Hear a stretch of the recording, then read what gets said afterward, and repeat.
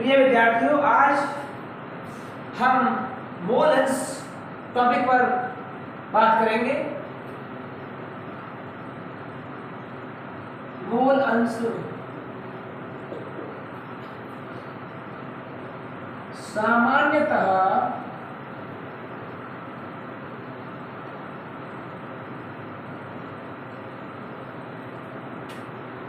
x को मोल अंश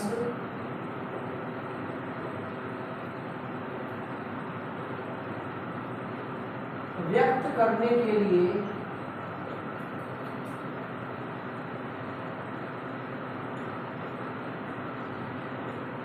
उपयोग करते हैं।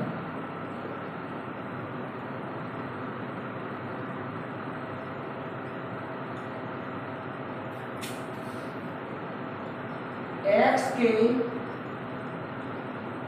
दाईं ओर नीचे की तरफ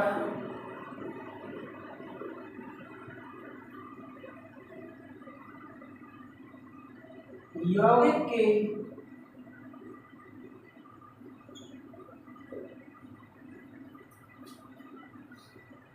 कुल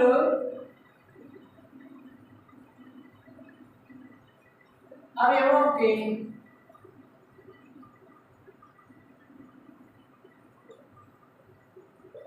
मोलों की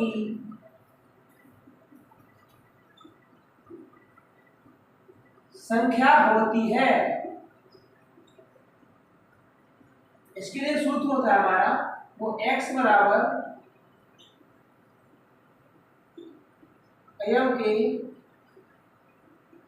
मोलों की संख्या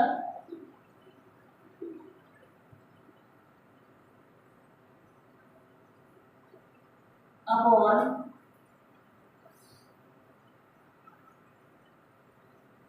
यौगिक में उपस्थित या यौगिक के सभी अवयवों के मोलों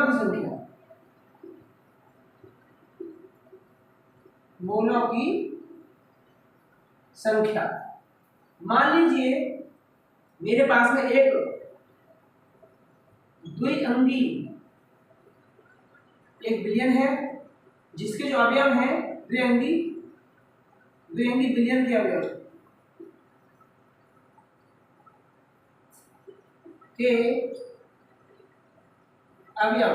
एक है ए एक है बी, ये है, और इसके क्रमशः मोल भी हमारे पास मोल है Na, Nb। तो A के मोल अंश क्या होगा? A का मोल अंश क्या होगा? क्वेश्चन हो गया। तो सीधा निकालेंगे XA बराबर Na upon Na plus Nb। इस प्रकार हम मोलस के बारे में जानेंगे कि मोलस होता क्या आखिर। सामान्यतः x क्या है? x को मोल अंश व्यक्त करने के लिए हम प्रयोग करते हैं सवाल निकालने में, कैलकुलेशन करने में। और x के दाईं ओर अर्थात x के दाईं ओर नीचे की ओर क्या है? यौगिक कुल अवयवों के मोल की संख्या होती है। तो यौगिक के सभी अवयवों के मोलों की संख्या या कुल और सभी एक ही बात होता है। और एग्जाम्पल के लिए हमने क्या किया? द्विअंगी विलयन ले लिया, उसमें दो अंक, उसमें a और b दो है ना, अलग अलग, और इसके क्रम से मोल कितने Na Nb। तो a का मोल अंश कितना होगा?